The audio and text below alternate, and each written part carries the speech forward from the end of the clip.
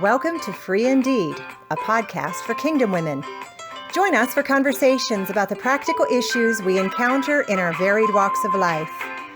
We'll cover topics from girlhood to grandmotherhood, from bearing fruit to bearing burdens, from women of old to women of tomorrow, all in the light of God's Word.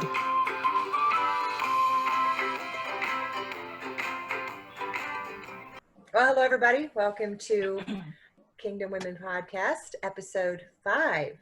Wow, it's hard to believe we're working on our 5th episode. But we have a new podcast member to introduce this time. Sarah has a baby out. Sarah, you want to introduce your little man? He is knocked out, but this is Isaiah Hudson, named after Hudson Taylor. But he is way bigger than my other babies. But he's a sleeper. As you can see, he sleeps really well. Yes. That's a good thing. Well, we're glad he is here and safe, and we're glad you can join us today. And today we're going to dive into a topic that can be, Rebecca rubs her hands gleefully. We're going to talk about beauty. And Rosanna is going to start us off. She has some things to start us off. After I was in my 20s, I was in my 30s when I first really thought about this subject. Things were not good in my marriage, and I had gone downhill pretty much emotionally. But anyway, and somebody gave me this book, and I have it here. It's called Captivating. We started a ladies' Bible study on it. I think we did about 3 or 4 sessions, and suddenly the second chapter just knocked me off my feet. It was on beauty, and it was talking about women's beauty. But it wasn't just talking about women's beauty. It was talking about beauty in general.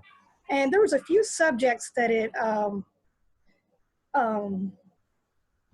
touched on. Beauty tells us about God, because the world was created by God. So, and God says his beauty, his character is shown in his creation.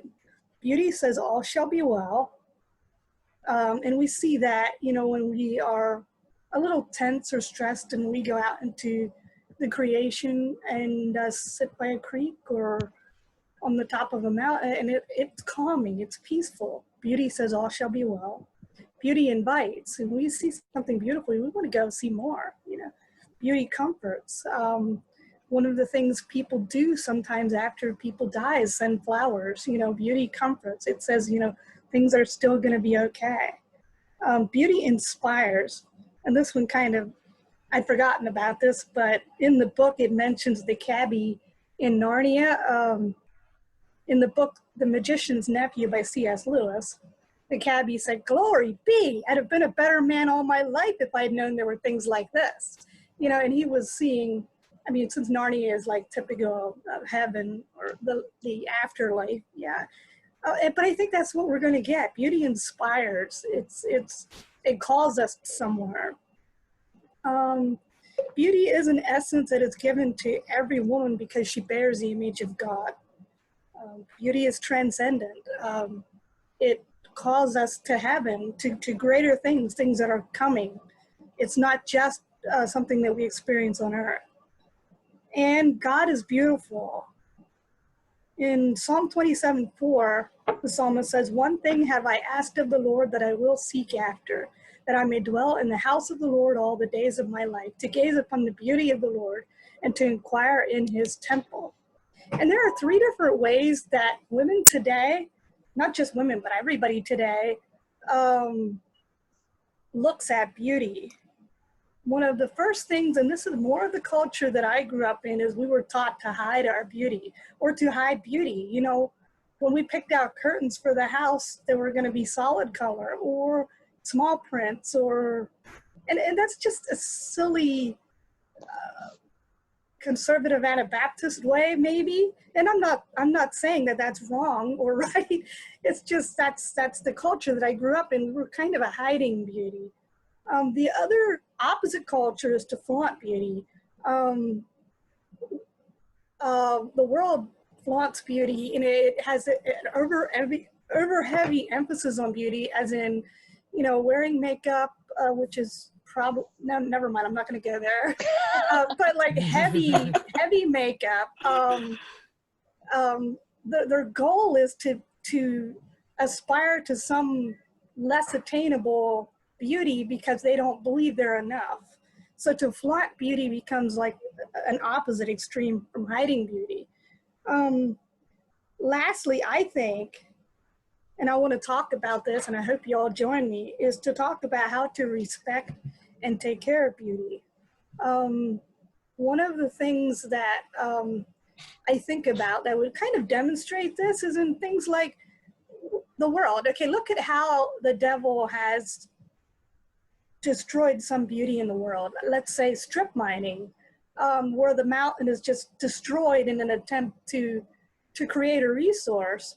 But there are better ways of mining, and there are better ways of taking care of the earth than strip mining does. That's just a little example of what I'm talking about, but there's not as much an effort to take care of beauty or to respect beauty as there should. And not just because it's beauty, but because it's something God made. Okay, and that covers all my notes. So fire away, ladies. Tell me what you all think. I just was thinking about, like, with the whole mining thing, 'cause that's the last thing you said, but how it's almost like everything humanity touches, we destroy or mar in some way. And like the Bible tells us, all creation is groaning.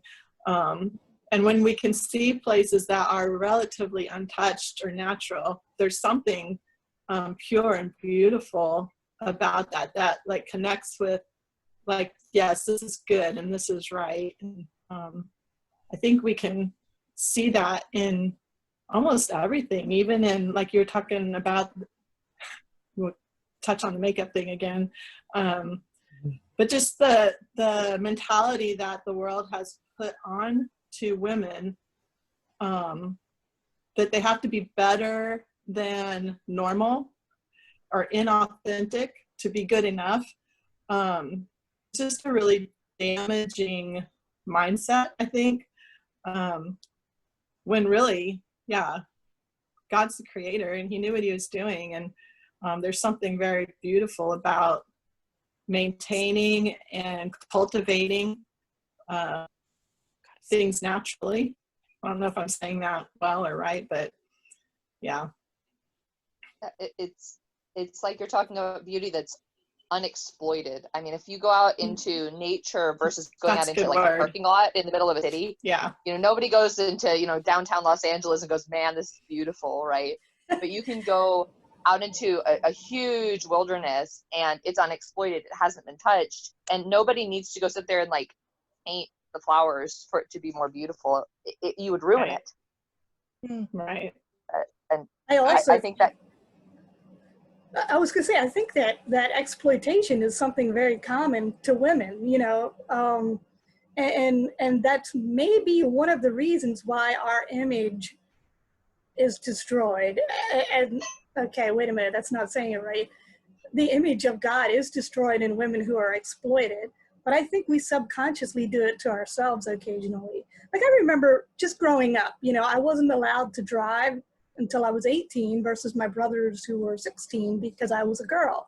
Girls didn't need to get their license. You know, and I don't think of that as exploitation, but in reality, when we have a lesser view of women than we do of men, that gets touchy. And that's one of the things that's very common in our Anabaptist society. Women's voices aren't as necessary, you know, but we're no different. We're created, you know, and this is my pet subject, but this is why I needed a touch up on what I thought about beauty when I was devastated and my life was going downhill. All of a sudden, it dawned on me that I was valuable enough to take care of, and from my girlhood to my to now, my image of who God created us to be has changed dramatically. I think that really touches on something, in that there's something inside of us that wants to be cherished and valued. Mm-hmm. And so when you don't get that, sometimes other, you know, women will look to other means to try to cultivate that for themselves. But if you have security with your Heavenly Father and know that He loves you and He values you, and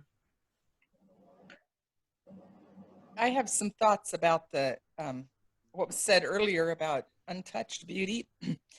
I think Sarah said it so well when she said that places where the beauty of the earth is exploited, that's where it's compromised or destroyed. Because I would just challenge the idea that you brought, Abby, that everything man touches, it degrades somehow, that an untouched creation is more beautiful. I do believe we hear God's voice a little more clearly there when it's untouched, but I don't, you just go to some of these beautiful gardens, for instance. Well, I did say that we should cultivate it. And there is an aspect of stewardship involved, I think, whether we're talking about land or our homes or ourselves. I have a question. Sometimes people, what one person might call beauty exploited, another might call beauty enhanced or cultivated. How do we determine when we're exploiting beauty or when we're cultivating or enhancing beauty? We were doing, on Easter Sunday morning this spring, we were on a high overlook, looking down across rolling pastures and woods and a pond, and right in the middle of the place the sun rises, there was a cell phone tower. And I was lamenting this, that it distracted from the beauty of the sunrise, that everything was pristine except that cell phone tower. And Raphael told me, Mama, why is that not beautiful? God told us to subdue the earth. And when man does that thing that God thought he was well fitted for and asked him to do, why do we always say, oh, that ruins the beauty? Now, strip mining, no question, that was destructive, but not everywhere man touches does it lessen the beauty. And it was so helpful to me when I looked across there and saw that cell phone tower as part of man working with God to subdue the earth. And that because of that, instead of saying that because of that, there's so much evil and there's this and that, saying because of that, we are doing what we're doing today. Because of that, so many hurting voices have been able to be heard. Because of that, so much good has happened, and we can so focus on what's wrong that we forget to rejoice in what's good. And that's a little bit of another subject, but yeah, I just wanted to clarify that I don't think we should be giving the message that everything man touches is less beautiful, and you probably didn't mean that, but that okay. I think it feeds it feeds right into what we were talking about before we started recording, where it's an internal identity that makes us beautiful. And we're working with what God gave us. We don't need to alter it and change it to something that it shouldn't be and that it isn't. But I mean, the New Testament gives us so much instruction on being instead of looking. You look at the Old Testament, and we have the temple, and it's all done up and it's beautiful, and there's this dramatic worship. And then the New Testament, it's quiet and the focus is inward. And I don't know, that I think that informs so much about how we see ourselves. It informs how we see the world. I don't know, it's a huge subject. We are the temple. Is it inherently wrong to want to be beautiful? No, I was thinking about Rosanna's question came out, and I think that somehow we confuse beauty with like a certain ideal. And that's when it becomes unhealthy, where somebody wants to look like somebody else, but that other person wants to look like them. So it's like you have this ideal, but usually the human ideal is something that you can never achieve. That is something that, people with pale skin want to look tan, and people with tan skin want to look pale, and people with, long noses want small noses, and people, there's just, you can go on, and sometimes cross-culturally I've noticed that something that one culture has they don't like, but the other culture, they want that. And then it's like, it's hilarious sometimes to me, because conceptions of beauty and culture is basically what you can't have, then people want it almost. It's like almost I just feel like God created beauty to be something that is very diverse. Like if you look at people all across the world, they look so different, but there's beauty in each of in that diversity. Like each of us is a little reflection of God's kind of, because we're made in the image of God, so each person carries a little bit of that, but in a different way. Whether in different characters, in different personalities. So beauty is like this hugely diverse thing, just like nature, just like like the landscape in Australia is gorgeous, but it's different from the landscape in Kenya, but they're both absolutely gorgeous. And it's just like so many different vast types of beauty in nature, in the birds, in the flowers. I've done that as an object lesson before, where I take a bouquet of flowers and different flowers, and I tell them, like, how boring would this be if every flower looked like a rose? Roses are a gorgeous flower, but what variety and we would miss if everything was a rose, if there were only roses. And yeah, we do exactly what you're saying, Rebecca. We all want to be a rose, and maybe we're a sunflower or a violet or whatever, but yeah. One thing that I was, when I was prepping for this, I was looking through my concordance, looking at the word beauty. And I think it's kind of interesting looking at the contrast between the Old and New Testament, because it feeds right into what we're saying. Where the Old Testament, it struck me over and over again how much it was external. We see it, the first place we see it in the Old Testament was in Genesis 12, where it was talking about Sarai, where she was beautiful, right? And then we read about Rachel being of beautiful form, like she was physically beautiful. And we have Pharaoh has the dream about the kine, and David was beautiful, and Abigail was beautiful, and Absalom was beautiful. Job's daughters were beautiful. Zion is called beautiful. It's all of this external, visible thing, which reflects so much of the Old Testament. But in the New Testament, you want to guess how many times I found the word beautiful? How many? Four times. 2 times was the beautiful gate of the temple, so that's kind of a little bit irrelevant. But the other 2 times, the Pharisees were compared to beautiful tombs. And then we have Romans 10:15. How beautiful are the feet of those who preach peace. And that struck me so hard, because that is an identity. Our beauty is in who we are and what we do for the kingdom, and us living out Christ in our lives. And I think that informs, when we look at passages like 1 Timothy and 1 Peter, that's going to inform how we read those passages. If beauty is our identity, we're not going to put this huge emphasis on either completely hiding our external beauty or making it something that it isn't. Maybe another word for beauty, a better word might be glory. Like that's a word that the scripture uses quite a lot. Like Matthew 6:29, it says, Solomon in all his glory was not arrayed like one of these, like the lilies of the field. Mm-hmm. So maybe the word glory, because glory is something that makes us think of God. I don't know. Mm-hmm. In the Old Testament, when God's described, especially in the poetry and the prophets, often the glory and the beauty of God are almost interchangeable.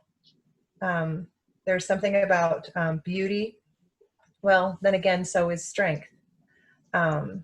Beauty and strength of God are such an integral part of his glory.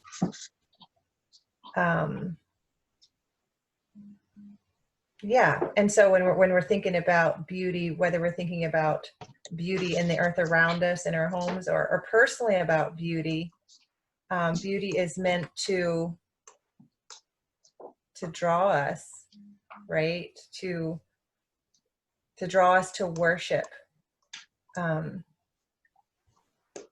glory of God. Isn't beauty part of glory? As in beauty, when I think of glory, I think of the divine aspect of it. I also think of things, all worship and beauty, all occurring within the context of glory. In other words, yeah, I think beauty glorifies God because it describes or it emphasizes part of who God is. In other words, when we see beauty, it draws us to God. It glorifies God. Some kinds of beauty. And maybe that's where we can, if the beauty, like the beautiful tombs that Jesus called the Pharisees, it was because it was a surface thing. There was no glory in that. And I love Right. that differentiation between beauty that is deceitful and vain, that really has no value. When you look at glory, and I do believe that God gives us his glory. He loves to be glorified in us and through us. And I think it's us, in one measure, it's us that he's glorifying. It's because of him, but I think we underestimate how much glory he wants to give us. And it's not the same thing as a superficial beauty, a beauty that is put on, because there's nothing glorious about that. Well, one other thing I wanted to draw our attention to is that in secular literature, you see that women want to be beautiful, maybe to attract guys, or it's considered like something that, well, let's say in movies, the main characters, for some dumb reason, always beautiful. The fact is, it's a superficial thing, like you said, Gwen. But I was also thinking about it. It's because their beauty isn't recognized in the mundane. It's because they seek after it, because they strive for something like being recognized and being valued and being cared for. Like, even, let's say, romantic literature is all about a woman wants to be noticed because she wants a guy to love her. I think in all of that, there's a seeking for the transcendent. Mm-hmm. Mm-hmm. For that glory that we're created for. Mm-hmm. And seeking to experience the transcendent in the physical is a pretty futile effort, and yet it gives a taste of the glory we were created for. Mm-hmm. How do we make this practical? What does that mean for you and me? We've talked a lot about inner glory, and we haven't really defined it, but we've at least defined that there's a clear delineation between seeking after beauty for beauty's sake, or recognizing the glory that is in us in the image of God. What are some practical ways that we can talk about that? What does that mean for a Christian woman because she's going to be seen? Does it matter how she appears? I think it does, because I think in the superficial, and I'm saying this is in a broad way, but people look at us and they're trying to identify us first for what we look like. It's the first thing you notice when you look at somebody. Oh, that person's tall, 6 feet, looks intimidating, or looks happy, or looks sad. They pay attention to how somebody looks. I've just a humorous story is like, when I was maybe 18 or 19, some guy said, he hates going to Lancaster County because the women there, like, there's some women there who just don't pay any attention to how they look, and they're rolling their big black socks down around their ankles. And I'm like, huh? You'd say that? But the fact is, we can repel somebody from us by how we look. by how we take care of ourselves. And that again, it touches in the kind of culture I grew up in, which was pretty well hide your beauty. God only cares about how you look inside, you know, who you act like. So the emphasis is in what you do. You know, you've got to cook a good meal, you've got to be peaceful and happy and have your house looking perfect, and so that people want to come visit you. You know, it's not about who you are. And so I think like hiding beauty is a huge cultural problem where I live, and it's right now it's tending to go opposite. You know, we can't have an extreme both ways. We have to find balance. Rosanna, Mm-hmm. you mentioned peaceful and happy, and I want to suggest that that is part of beauty. That is part of who we are. That is not a do. And you've mentioned it before a few times, which makes me really sad about the way apparently that it must have been something that was forced on you in a way that I didn't experience when I was young. And that's really sad, because no girl should feel like you have to put on this happiness or you have to appear peaceful when there's turmoil inside. But I do believe that as we take on the nature of Christ, and as we learn of him, and as we understand who we are in him, peace and happiness are going to be part of that. And I don't think it really hurts to teach our girls to practice that, but maybe I'm wrong. To practice A peaceful and happy demeanor. No, I think it's forced then. Some people are just wilder and crazier, and some people are a little bit more laid back. Like you can't, there, of course you have peace, but it's just manifested in different personalities and different ways. Maybe. Doesn't that sort of get down to our hearts and where we're at in our relationship with the Lord? If we have peace with God, that's going to come out. And maybe not everybody walks around smiling all the time. And, you know, you shouldn't necessarily feel pressure to do that. Not everybody's Rebecca. But I think there's something about someone who genuinely knows that they are a daughter of a king and that they have peace with God, that comes out in our countenance and our demeanor. And that is real beauty, I think. And you said something about first impressions, and there is something to that, but I just had to think how often my perception of beautiful people has so much to do with personalities and character. And so I guess, we can get all caught up about what are people going to think about me that don't know me. But how much does that matter? Like, if they don't know me, they don't know me. But I want the people that do know me to think of me as a beautiful person. And I just, when I think of people, I don't necessarily think of their physical appearance, but I think about like who they actually are. And I don't know if I'm saying that in the right way, but there's their personality and their character. So much influences what I think about people and who they are. Like, and if I think of them as a beautiful person or not real beautiful person, is so much affected by their actual personality. I wrote down a few words that I thought might tie in with the practical thing that you guys are talking about, how we look. So I wrote down the word joyfulness, authenticity. So like joyfulness is that if there's joy inside, it should show up in how we shouldn't look very like stern and sometimes like there's certain like people who dress certain ways are actually there's a culture called like emo dressing or like goth. It to show like the unhappiness. It's a way of protesting society and things like that. So joyfulness should be reflected in how we appear, and our identity. We talked a lot about that. I think that's our theme or something. Wholesomeness. I think wholesomeness is very lacking in appearance. Like nowadays, there's something about like wholesomeness in appearance, maybe, and femininity.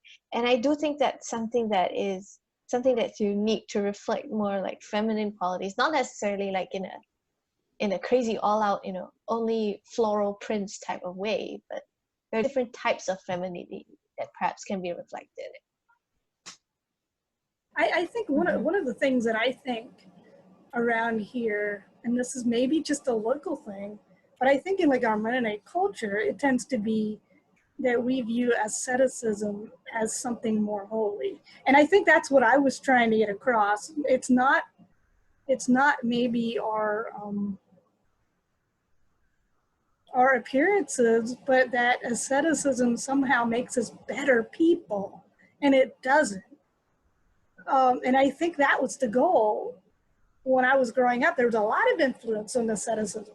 If you deny every if you deny everything that might appear beautiful, that somehow your inner character is going to come out, and that is so wrong. And that's kind of one of the things. That's a whole different ball game in, let's say, conservative Anabaptism than some of the world's, like the world's influences is you flaunt it, you enhance it, and I think there's a fine line, and that fine line somehow has to be touched on, because asceticism is not a good thing. There's nothing in it that will lead you to God. Go ahead, Sarah. That's so opposite of the way I was raised. I mean, I was raised no particular Christian culture at all, but I mean, I look at my girls, right, and we as women, I think we're naturally wired to look at beautiful things. I mean, they would be a year old and run around out in the backyard and grab some like pretty weed and bring it in. They have to bring it to mama because it's beautiful. They have to show it to mama. We're designed to desire beauty. And I also think we're designed to desire order. I don't know about you, but I mean, I'm not the world's greatest housekeeper, but when I have my kitchen in order, there's something in me that's pretty happy. Okay. It's like, and exactly, it's like angels are singing in the kitchen, right? Yeah. and so I think there's this contrast in scripture where, I mean, God gives us the merism. Okay, we don't wear gold and pearls, right? And a merism is like parts representing a whole, right? That we don't put this emphasis on the outside, but supposed to reflect simplicity. And that's the core of the gospel, is it's like, look, love God and love other people. That flows out of you. That's beautiful. It can be done. Simplicity is in and of itself is beautiful because holiness is beautiful.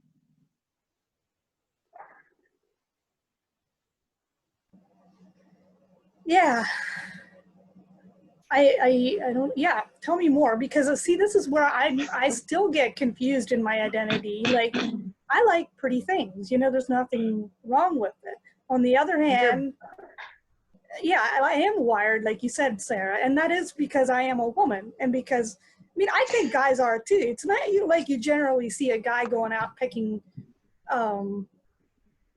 a really ugly truck or a really nasty looking girlfriend. Just kidding. But, we're all wired to see beautiful things, We're wired to appreciate beauty. Right.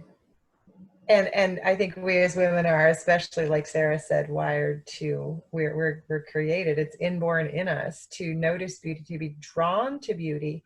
And I think that's where, like, what is it about beauty that draws us? And so what is beauty meant to speak to us?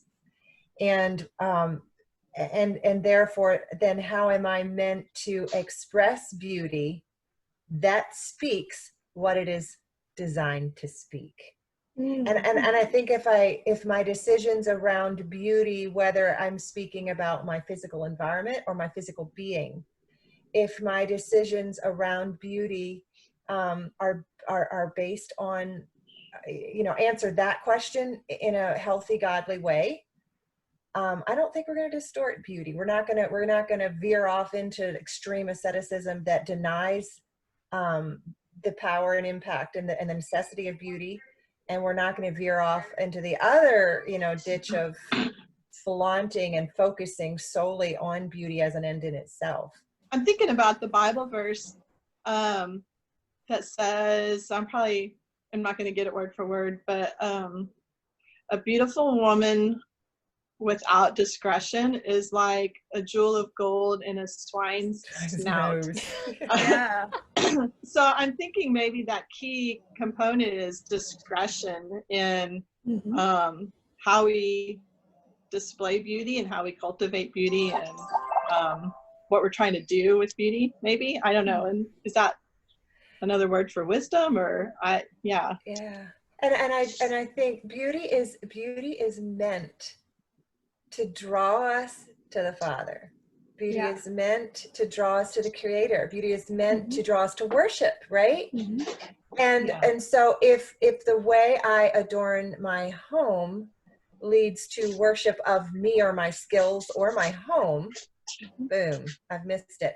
If my adornment of myself leads to self-worship or someone else for their attention to be drawn to, my own body or whatever, instead of being drawn to worship of the Creator. And so then I think that's where, like, cultivating, like you were saying, Abby, cultivating the inner qualities of character, cultivating the inner beauty is where it's at. And then I had a mentor years ago who encouraged young women to dress in a way, to dress beautifully, but to dress in a way that draws attention not to the body, but to the face.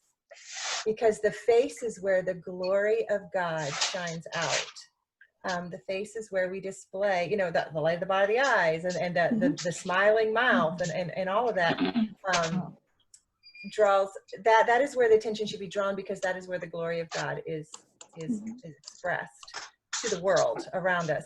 And I often think of that, like when I dress to draw attention, when someone dresses to draw attention to their body, they're drawing our attention away from God and what beauty is meant to draw us to.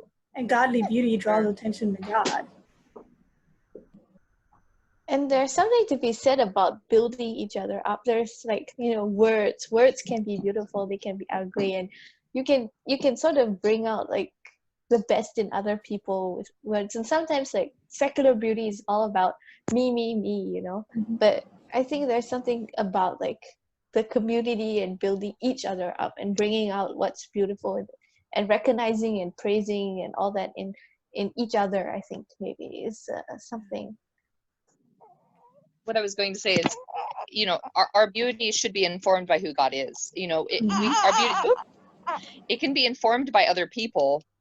Either I need to paint myself up and wear this kind of fabric and that kind of fabric or whatever to look beautiful enough for other people, or I need to cover up my beauty and my tastes and things like that, and be completely plain and aesthetic.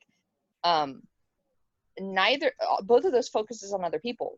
But if we're looking at who God is, we're not going to be excessive in our clothing. We're not going to, it's not going to matter to us. Clothing just kind of becomes something that you put on and you don't really think too much about. I mean, I'm not saying we need to go wearing, burqas, right? But clothing it's a means to an end. That's why Scripture contrasts external stuff, clothes and jewels and fancy things. It contrasts it with good works. And if our focus is on good works, the external is not going to be something that we focus on ourselves or on other people. Yeah. Yeah. That's good. Yeah, and I was thinking about it because I think one of the biggest conflicts around this subject is how you were brought up. In other words, like there are people who were brought up in a secular setting, and the biggest, the highest aim was external beauty or external approval or external. And the people that were brought up in the closed culture, like Anabaptism or conservative Anabaptism, we were taught like the everything is external, as in you have to stuff it. So yeah, I'm still trying to, like, I'm still imbalanced on the subject, because a lot of me says, don't be noticed, don't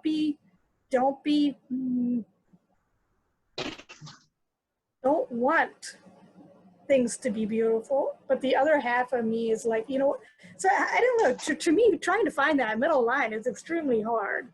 And I see when there is a subject comes up, let's say on DKCM, or whatever, the whole conflict between people talking past each other never touches on the subject that I needed to touch on. Like, what really is okay, other than, oh, let's be a righteous, happy, externally happy appearing woman. That's true. But I mean, there's people that go through hard times and you still wouldn't call them ugly.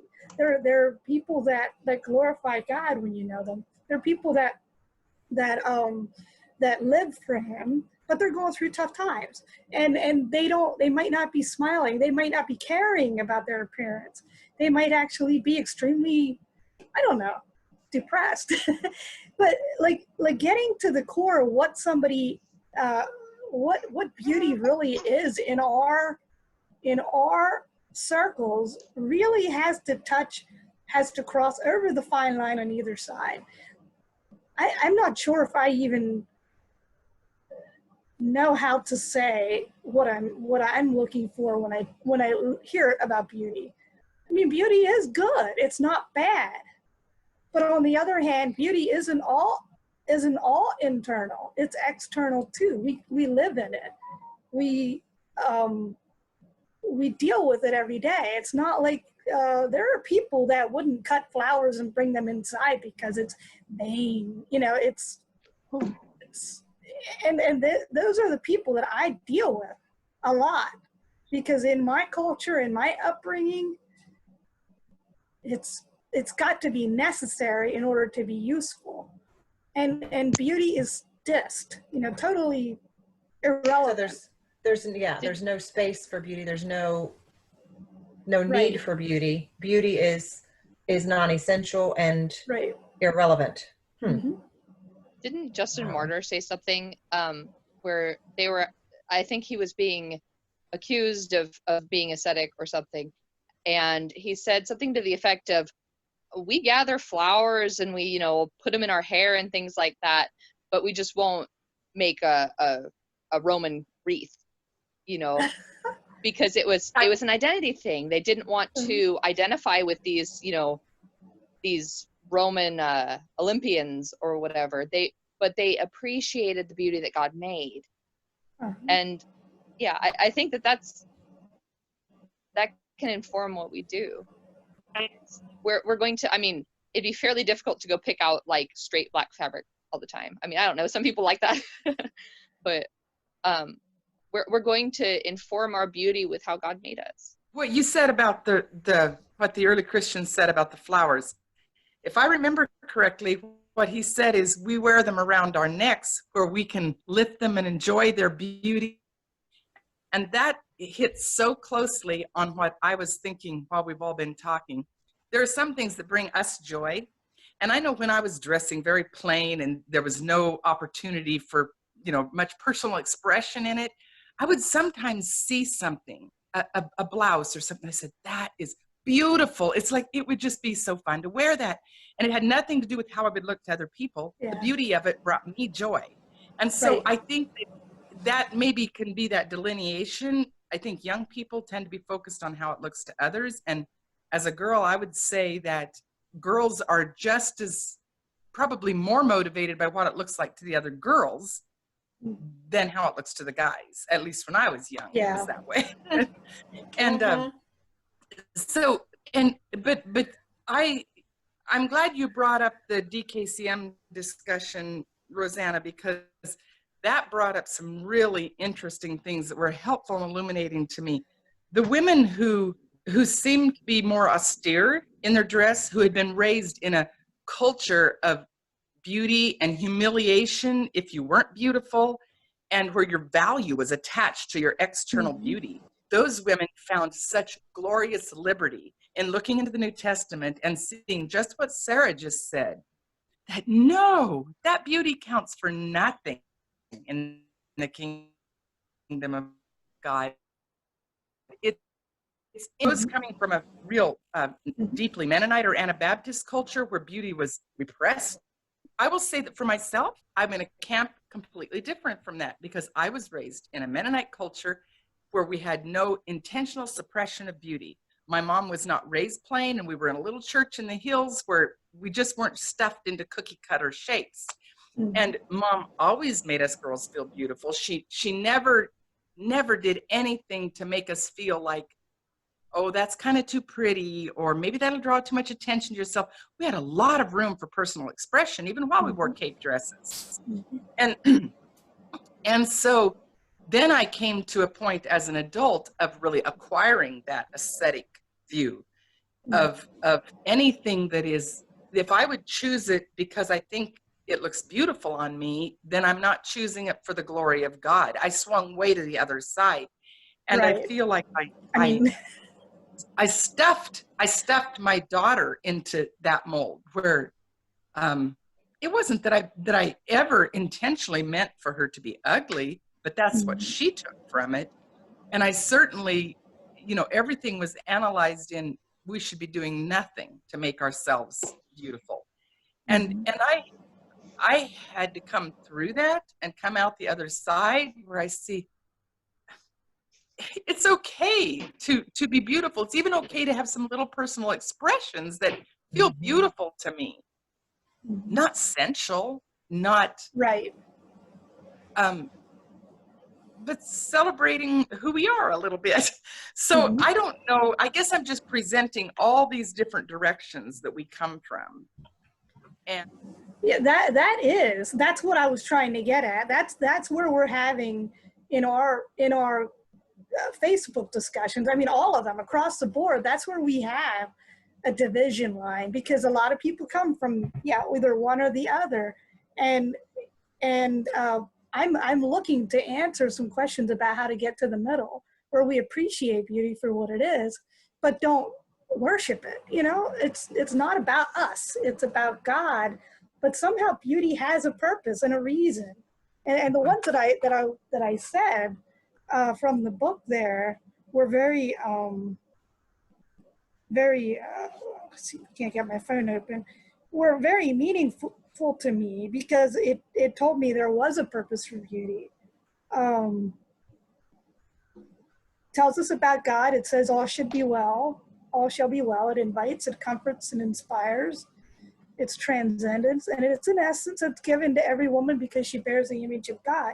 But what do we personally do about beauty? With how do we view it with a proper biblical perspective, that it's not just about denying it all or flaunting it? I think this is getting interesting, because I appreciate what Gwen had to say about the different coming from the different backgrounds. I made a decision to stop wearing makeup when I was in my late teens. And I remember one of the things my mom said to me, she said, well, how are you going to be a good witness? If people think you're beautiful, then you have more opportunity to witness and to share Christ. And so that's like the mentality that I came from, where it was more about, we want to display our beauty and use that as a tool, an evangelism tool, maybe, I don't know. But sometimes there'll be like a Miss America contestant or whatever that would say something about God, or it was almost like you need to use anything that you can to try to make God look good.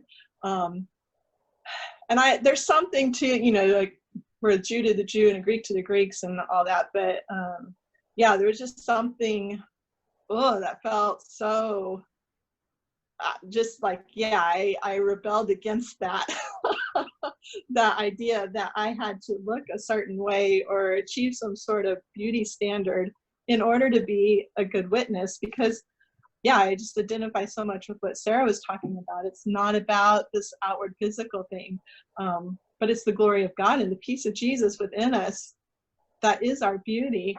But yeah, Rosanna, I can sympathize with what you're saying too, because I never was at a place where it was just like, have to keep everything totally plain and have to not be beautiful, or so I don't know. I don't know what the middle.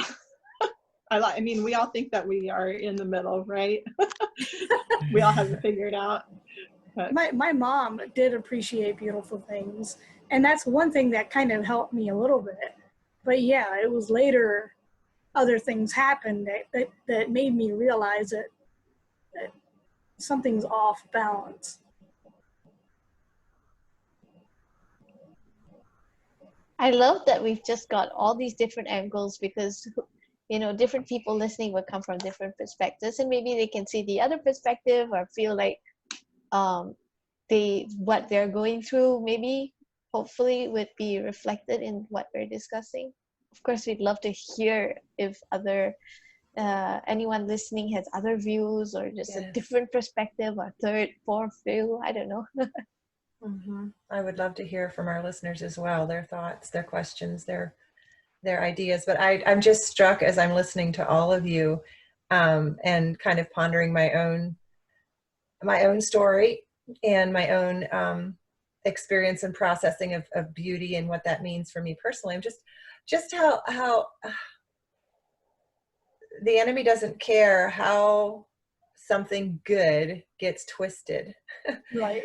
Whether it's, like the background that Sarah and Abby come out of, or the background that Rosanna and I would come out of, or whether it's the repression of something good, or the exalting in a harmful way, something good. Exploitation. Yes. Either way, it detracts and it damages, and it's just to come back to that God is beauty. God created beauty. God values and appreciates beauty, and he desires us to enter into his beauty. And I think when we fix our minds on that, this path to figure out what it means to be a woman of beauty is going to take different shapes for us depending on our story, our experience, but to come back to that God intends beauty to draw us to him, and any beauty, any exploitation or repression that takes us away from him, we can know we're off track. Mm-hmm. I just bring that before him, and just bring our concepts of beauty before him, and ask him to reveal his beauty to us, and how he desires us to experience and express the beauty that we carry and the beauty around us. And I think that'll prevent us from strip mining. I was thinking about this just now, like the devil's purpose behind exploitation of whatever is to kill, steal, and destroy.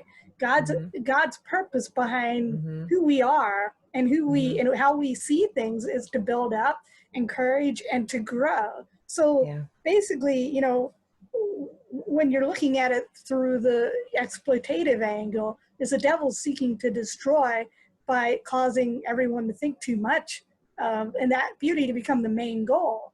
And when we look at the exploitation through asceticism, the devil's also seeking to destroy what God has made, to kill, steal, and destroy the value. And really, why every woman wants to be beautiful is because she wants to be loved and accepted for who she is. She wants to be heard. She wants to be valued. And those are qualities that God created in women that need to be acknowledged. And so when women are not acknowledged, they often put excessive effort into looking beautiful, right? And when women are acknowledged, they're often happier just being who they are because they feel valued, they feel cherished. So I think that either way, when we destroy the image of God in us, either way, it's devastating. Mm-hmm. Have any of you ever Googled the ugliest woman in the world? Now, I didn't find this by Googling. It came up in my feed one time, but I've watched TED Talks and speeches by this woman who's been labeled the ugliest. She has some kind of genetic condition where she can't put on any fat, and she's got a lot of malformation in her face. And physically, yes, she's very ugly, but I think you would have a hard time not seeing her as a beautiful woman when you hear her speak. She's really beautiful. And she's such an example of that inner beauty that shines through, that we don't have to intentionally say, well, we'll be a better witness for God if we put on makeup. She's pretty heavily made up as far as that goes. But I met a lady one time. I was walking with my daughter, and we met a lady, and she was overweight. She had a large birthmark on her face. Physically, she was not an attractive person, but she was radiant. She had a glowing smile, a friendly spirit. It was a plain woman. And my daughter was about 13 at the time, and really struggling with this thing of wanting to be pretty and being afraid that her complexion wasn't just good enough and this and that. And as we passed by this sweet woman and went on our way, I turned to Grace and I said, she was beautiful, wasn't she?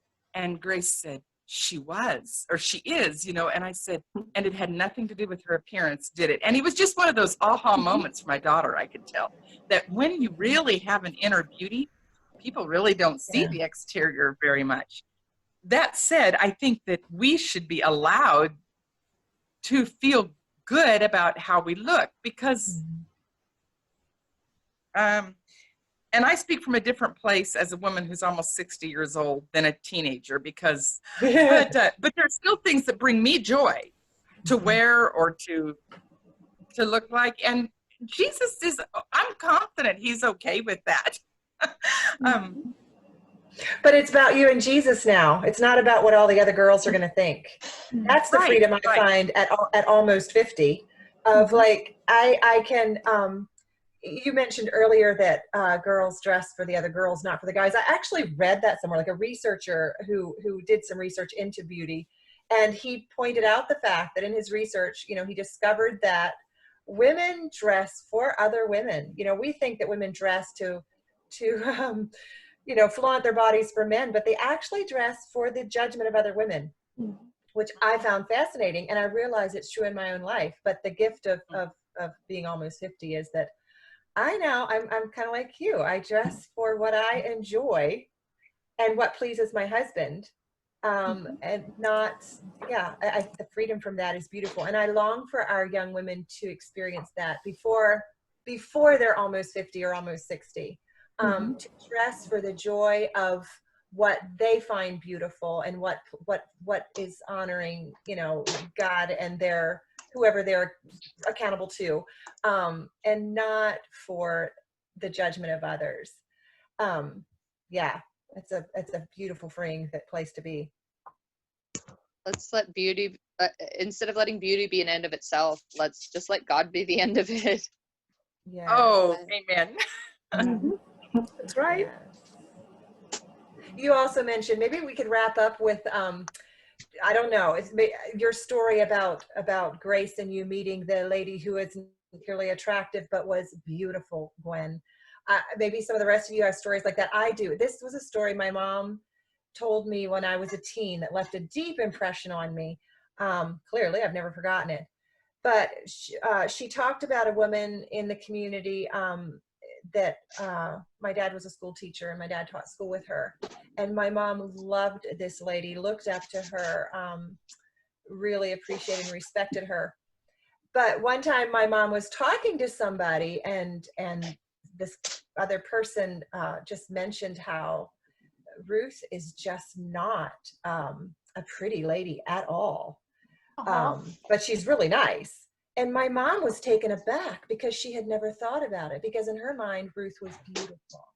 because her spirit was so lovely. When Mom stopped and thought about it, she realized that by the world's standards of beauty, Ruth was not very beautiful at all. But my mom never thought of that, because the beauty of Ruth's spirit way outshone her physical appearance. And Mom told me that as a teen, and I've never forgotten that no matter what my physical appearance is, the beauty of Christ, if that's evident, it'll transcend any dissatisfaction I have with my own physical appearance as far as how other people experience me. Mm-hmm. How about the rest of you? Do you have any stories of the ways you've interacted with the beauty or the impact? When you had kind of a aha moment regarding beauty? I guess, Rosanna, you shared a little bit of yours, but maybe you have another. I was thinking, at my grandpa's funeral, somebody made the remark that it was a preacher that was preaching the sermon. He said that Grandpa, he said, I thought Lloyd looked stern. And as his grandchild sitting in the audience, I was like, wait, he is not stern. He was the most loving, kind listener, very deep listener. You could just talk to him about anything. And he would sit there and listen and smile and nod. Yeah, but his resting face was definitely probably more austere, you know? But he was not. And I thought, man, you didn't know my grandpa. That's my story. But so yeah, who even first perceptions, they're not always accurate. Right. I was just saying how in my early teen years, I wrestled through a lot of this about what is good and what is not good. And I mentioned earlier how I quit wearing makeup and that sort of thing. I did have, this would have been a few years after that, but I had someone stop me. I actually had several people stop me. I went through a season of people stopping me, just strangers, and saying, and this, it almost sounds creepy, but it wasn't weird at the time, but just saying, you're really beautiful. And one person said, it's in a really pure way. Wow. And that just was hugely affirming to me, because Yes. I had been in a place with the makeup and all that and the whole teenage identity angst or whatever. But I think it supports kind of what we're saying, in that it's about who we are. It's not so much about the way we look or whatever. So yeah. That is really cool story, Abby. Not creepy at all. Okay. No, it's really cool. Yeah. It really illustrates what we're attempting to convey. I think with the place we're coming out at. And that would have been not in, I know a lot of you are from plain communities and that sort of thing. That would have not been where I was. So right. Yeah, I think I probably stood out as more odd or different than what people would if you're in a plain community where that's kind of normal or whatever. But yeah, I think even people in the world, they notice that beauty. And I like to tell my girls, that's something Maybelline can't put in a bottle. You can't put that on. So that's yeah. Are we done? One more little nugget. If we enter a space with other people with an attitude, I read this somewhere and it was so good. If we come in with an attitude of, here I am, versus, there you are, that changes our beauty immediately. Yes. That's particularly, I'm thinking of, if any girls listening, go in thinking about how you can bless everybody there, who's there and how beautiful they are, and you'll be beautiful without trying. That's powerful. That's really good. Yes. Yeah. Boy, that almost makes me cry. Whew, that's beautiful. It really is powerful, beautiful. That's glorious. Well, thank you all for joining us for this conversation, and we'd love to hear from you if you have other thoughts or ideas, our listeners, thoughts, ideas, questions. Comment on our Facebook page or shoot us a message, and we'd love to hear from you. Thanks for joining us, and be blessed.